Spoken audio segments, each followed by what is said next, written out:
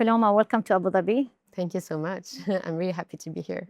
I am so excited to know about your gallery. I passed by yesterday and I just couldn't stop at the art pieces. But can you tell me a little bit about the gallery itself? Yeah, of course. So we are Maton Gallery. We built the gallery in 2018. Manon is the founder and I'm the director. And so we represent French and international artists. And we are aiming to open up their careers to the Gulf because we think it's very interesting to work here, to discover more about the region. And from now on, the exchanges we had with people at the fair was so interesting that we think we are at the right place right now. Why Abu Dhabi and why Abu Dhabi Art specifically? Because I think that something is opening up here regarding art. I think art is getting very, very important, a very important industry in the Emirates, and we want to share it more, to open up to international and to other countries.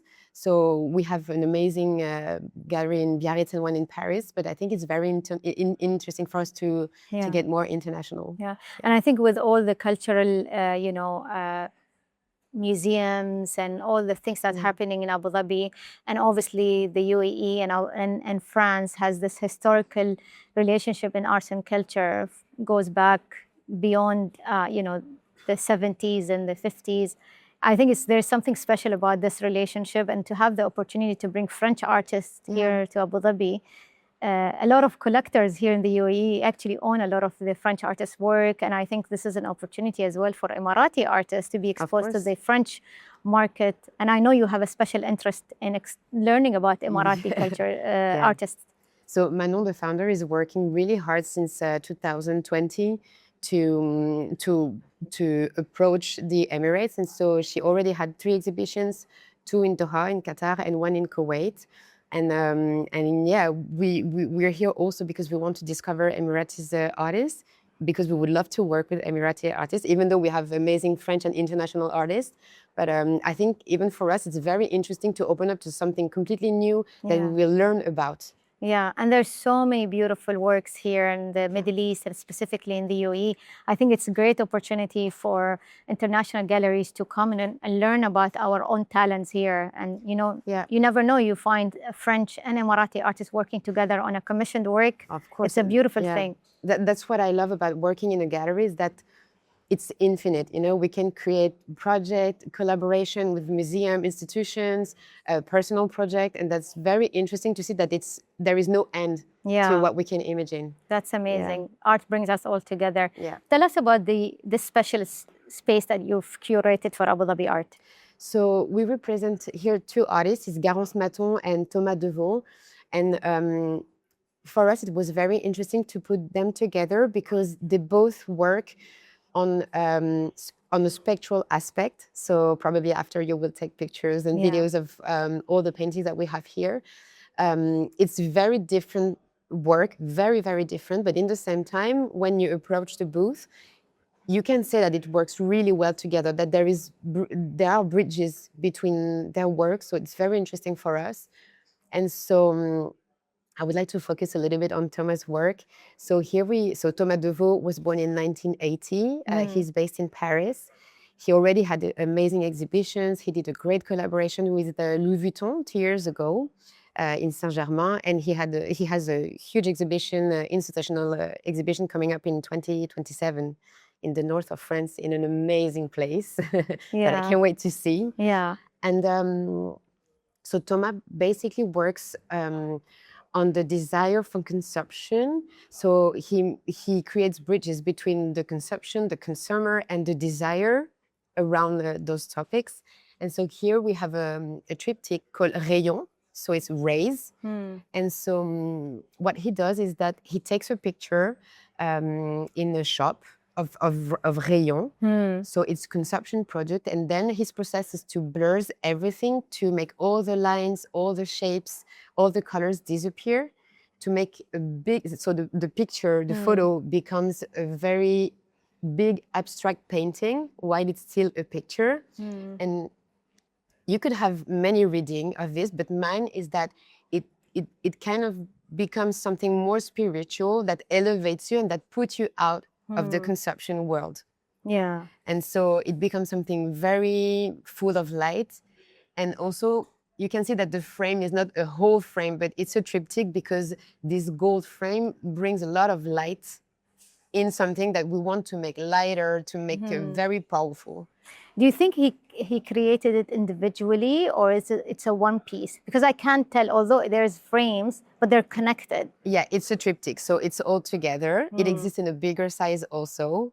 From my point of view, you can stay here for 10 minutes and just meditate in front of it. Yeah. And for some people, they see more the sea, and for more people, they see the sky. Yeah. So something more in the head that is beyond us. And that's what I like about this triptych, is that we all have readings, different readings in front of something that is Yeah. in the same time simple, but in the same time very complex. Yeah. No, I agree with you, because when I saw it yesterday in passing, it was so quick, but I kept, thinking about it. And now that I'm looking at it even more and more, and I'm seeing the details, and I wish I can stand, because I can't stand right now in the podcast, but like the details, I want to spend more time with it. It invites you. Yeah. Do you want to know a little bit more about the technique? Yes, it's very please. interesting. So as I was saying, it's a photo basically. Then he blurs everything, and so you can see that there is texture on it, because the second step is that he put a kind of a filter that is made on very old paintings that have those fragments, like painting from the Renaissance, 17th century. And so all this texture is a filter that is borrowed to this time of art. Yeah. So it's very interesting. Yeah. But also, I know that I was mentioning to you this before the podcast, that this work is so inviting, but at the same time, this piece doesn't belong alone.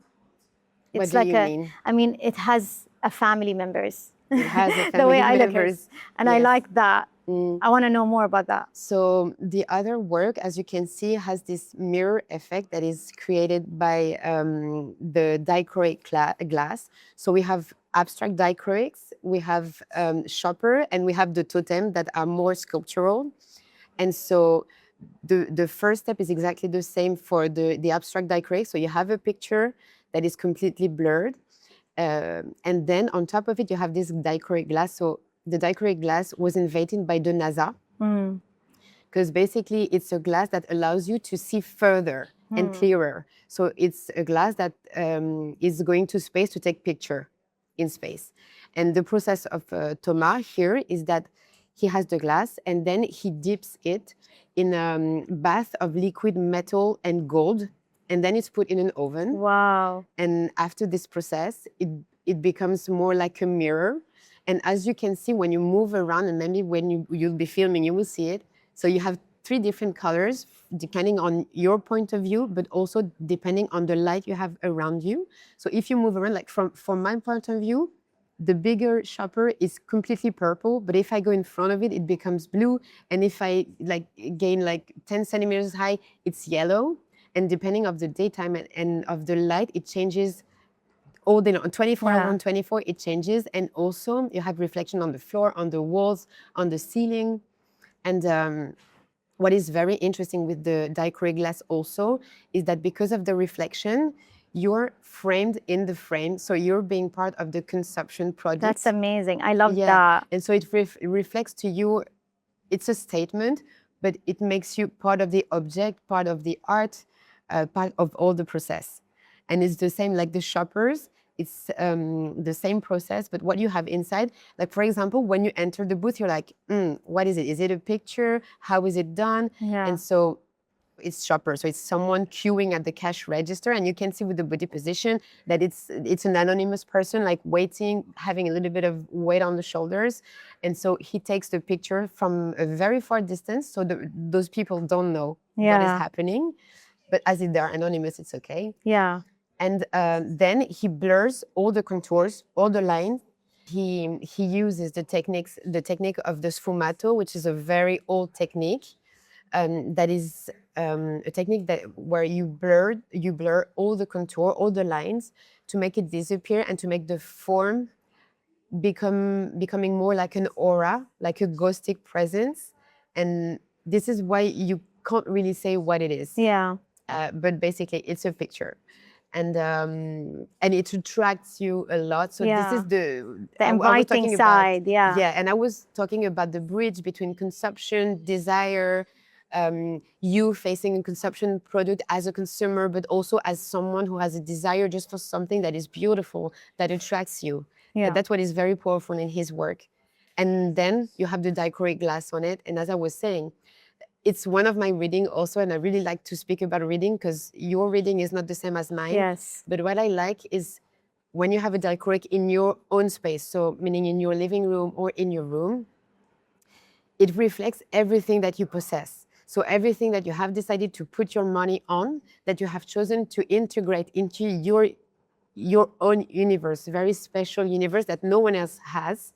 And it's very interesting to see the reflection of another painting, of furnitures, of people you love, because Yeah. it really integrates his work in your space. Yeah, I love that actually, because when I saw the whole space, I was like, this is perfect for a big wall in a house where people can actually be part of the experience, part of the art. It communicates to them, and it's just one-to-one. And it's such a special piece, and I'm so happy to see it here in Abu Dhabi. Yeah, And thank hopefully you. it will find a home here in Abu I Dhabi hope very so. soon. Many homes, because I think we all deserve to have a Thomas Devaud in the living room. Exactly. Honestly, yeah. And I look forward to coming to your gallery one day and more than seeing welcome. Emirati artists as well in your gallery. I hope so. If you have tips, let me know. If you want to talk Definitely. a little bit about artists, We have, let me know. happy to introduce you to many of the amazing artists we have here in the UAE. Thank you so much. Thank you very much. It was a pleasure.